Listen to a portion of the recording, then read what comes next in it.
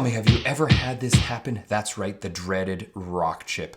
This happened to my gorgeous blue Tesla Model Y. Let's zoom in there, and that is what happened on the highway. So quite, disappointing.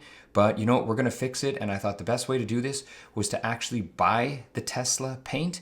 I've worked with touch-up paint before, and you know what, it's sort of hit and miss to try to get it right, but this Tesla stuff, came in a big kit, so I thought, you know what, might as well try it out and just see what happens. Is it really worth it? So this is what you get in the box. First of all, you get the blue paint. Now make sure you order the right paint because it comes according to the color of your car. So don't order the wrong paint.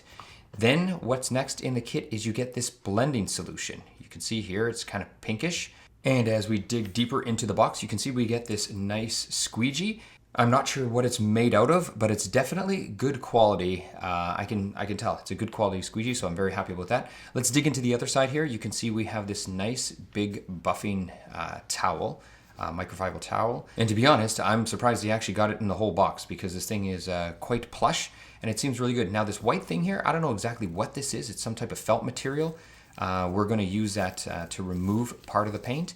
Then you get a set of rubber gloves. Now they're not your typical, super cheap gloves, but they're not your super expensive gloves either. So they're just somewhere in the middle. And then what you get is 2 applicators. So depending on how big your chip is, you'll have to decide which one you want to use. This one you can see it's kind of like a brush, so it's for larger chips. And then this one is for obviously smaller chips when you got to be a little bit more detailed. So for me, I'm going to use the smaller one because our chip is not that large and I don't think a brush is necessary. Following the easy to read manual, you can see there's actually 3 steps. First is prep, if you want to call it a step. Then we go to the next step, which is to apply the paint, and we're going to use a squeegee to make sure the paint is actually flat.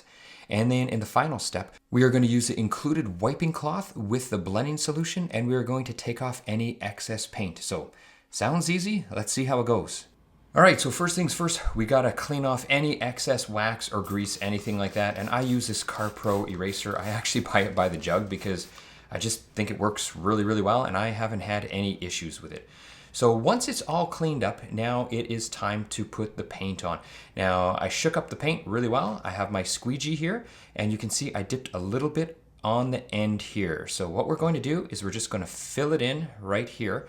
I wish the camera would focus just a little bit better, but this is best what we got. And then what we're gonna have to do is use the squeegee right away to make sure it's flat. That's what they wanted us to do.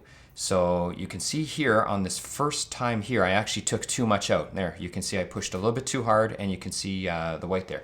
But that's okay. I'm putting more paint in and you know what?